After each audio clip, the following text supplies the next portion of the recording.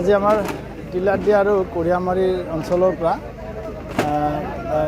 প্ৰায় 25-30 গৰাকী কংগ্ৰেছ দলৰ কাৰ্যকৰ্তা ভাৰতীয় জনতা পাৰ্টীত যোগদান কৰিলে আৰু এইটো আমাৰ ভাৰতীয় জনতা পাৰ্টীৰ কাৰণে এটা শুভ লক্ষণ।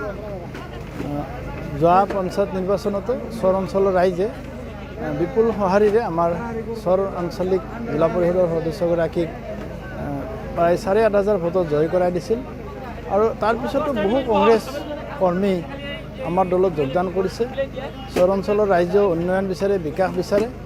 চৰ অঞ্চলৰ ৰাইজে যোৱা 5টা বছৰ বিকাশৰ পৰা বঞ্চিত হৈছে। আমাৰ বিধায়ক ডাঙৰীয়াৰ ইয়াতে যি ধৰণৰ মানুহৰ মাজত মানে তেওঁৰ মানে ইয়াতে প্ৰদাৰ্পণ হ'ব লাগিছিল, এই অঞ্চলত 5 বছৰ মানুহৰ খবৰ খাতি নল'লে আৰু সেইকাৰণে চৰ অঞ্চলৰ ৰাইজে বিতুষ্ট হৈ কংগ্ৰেছ দল ত্যাগ কৰাৰ এটা সিদ্ধান্ত লৈছে। বৰক্ষেত্ৰীৰ সংখ্যালঘু আগৰ পৰাই বিজেপিৰ লগত আছে।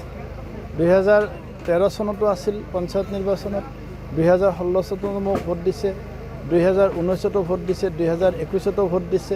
গতিকে বৰক্ষেত্ৰীৰ সংখ্যালঘু ৰাইজে ইয়াতে বেলেগ কোনো চিন্তা নাই, অকল বিকাশৰ কথা চিন্তা কৰিয়ে আৰু বিকাশ অকল ভাৰতীয় জনতা পাৰ্টী দিব পাৰিব, এই কথাখিনি বৰক্ষেত্ৰীৰ ৰাইজে ভালকৈ বুজিছে। বৰক্ষেত্ৰীৰ ৰাইজে সেইকাৰণে বিজেপিৰ পক্ষত আছে। যোৱাবাৰ কিছু সাধাৰণ ভোটৰ তাৰতম্যত আমাৰ যিহেতুকে এইটো ডেম'গ্ৰাফিটো বহুত আমাৰ আছিলে, সাধাৰণ ভোটৰ তাৰতম্যত আমি পৰাজিত হৈছোঁ আৰু এইবাৰ বৰক্ষেত্ৰীৰ ৰাইজে যোৱা 5 বছৰৰ সেই ভুলৰ শুধৰণি কৰিব বিচাৰিছে আৰু এইবাৰ হিমন্ত বিশ্ব শৰ্মা ডাঙৰীয়াক এই বৰক্ষেত্ৰী সমষ্টিটো বিপুল ভোটৰ ব্যৱধানেৰে উপহাৰ দিয়াৰ কাৰণে চিন্তা চৰ্চা কৰিছে।